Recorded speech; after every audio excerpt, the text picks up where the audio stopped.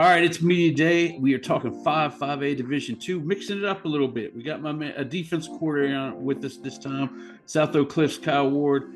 And Coach, I brought you on because, man, before we even start talking about anything about the district or your team as a whole, you got to kind of feel like a kid at Christmas with all the toys you have to play with on your defensive side of the ball. I've never seen so much talent except for maybe the last couple of years at Sox. So you're used to this. Talk about some of these guys that you have coming back, like Jamarion and Corey Houston and Giles and just a whole mess of them back there, and what you can kind of do with them throughout the season. Well, that's the good thing about it. You have one or two guys, at least one guy each level of the defense coming back. So you're gonna have some pretty strong leadership, as well as a good crop of talent that's ready to bring on the younger guys.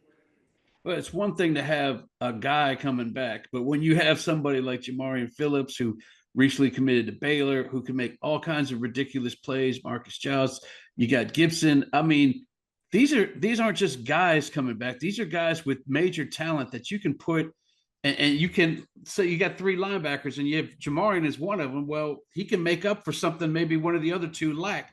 Just talk about having a player like him. I guess we'll concentrate on him for a second.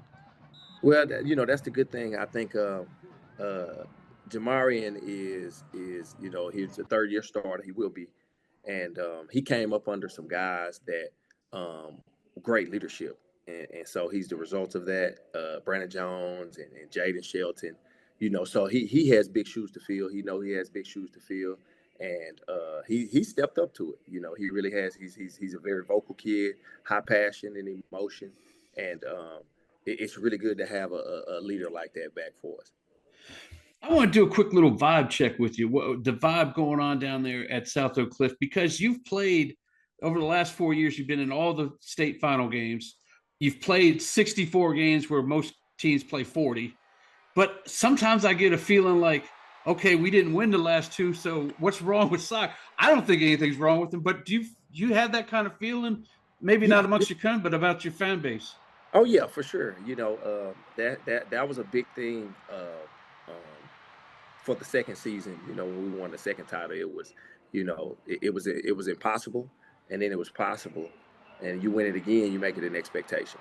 And once it gets to the point where it's an expectation, if you don't win every game, it's a panic. You know what I mean? And that's just kind of something that we've learned. Obviously, comes with the territory, so we embrace it. And that's a good thing because we're never satisfied either. Right. The goal is to keep climbing. And the last 2 years we didn't win the championship. So. Well, you look at South Oak Cliff, and it feels like, and I think we've all said it before, it's three different seasons. The non-district where you play those powerhouses that you're not going to see in the postseason.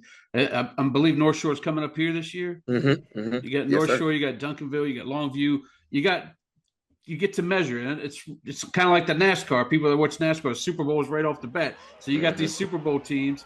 Then you have your season where you only gave up a touchdown last year, I believe. And then you have the playoffs where you have to get it back into gear. I want to talk about from the end of the season to the playoffs. How is it difficult to get that switch turned on? Even the first two playoff games really aren't super difficult, but is it hard to get that switch turned for you? Yes, it is. And every year is a different team. You can have a bunch of starters back or a couple of starters back. Just how teams deal with it is different. There have been years where we came out and we sleepwalked, or we ran into really tough teams. Like one year we ran into Mansfield Summit, and that was the toughest game that entire playoff run. That was a really good team.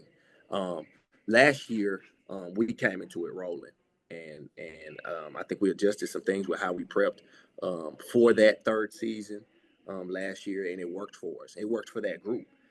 So it's tough to get it back to where you're executing at the level that you want to. Um, and some years you got to wake up, or somebody wake Right. you up, and ideally you don't have to. I feel like last year it was kind of P&G that woke you up because everybody was talking about that. We want to see this game. We want to see this game. And then when we saw the game, we were like, we didn't want to see that game because you guys rolled all over them. And maybe that woke you up to what kind of squad you have here. Um, Argyle seems like the team that a lot of people early on here, we're in April, May, is thinking might be a regional final type matchup for you, maybe a state semi or a regional final would be. They seem packed. I mean, you guys took care of business last year, big time. Rainy day down there at SMU, but you handled your business. Well, that's the thing about 5A Division Two in the Metroplex. You know, Region One and Region Two is so deep, and all of those are really good football teams, and they're very well coached. And you know that if you don't show up, anybody can beat you. So I think because now, like you said, 64 games in. Before that, 48, where you kind of knew that if you didn't show up, you could be beat. Right. The second round, that Huntsville team was a really good team. Yeah. At halftime, it was a dogfight. So you kind of got to play the long game and try to play championship football. And sometimes it's going to go all 4 quarters. Sometimes you come out rolling. And, last year we had a few of them that we came out rolling. Well, we're going to be down there, obviously, at the Mecca at some point this year, probably one of the first 3 games. Yeah. And then we get to a district game. We're like, I got to get there early before they pull the dogs up off them. So we'll be there at some point, Coach. I appreciate you joining me now, and we'll talk to you later in the season. We appreciate you guys. Y'all are always welcome. All right, thanks, Coach.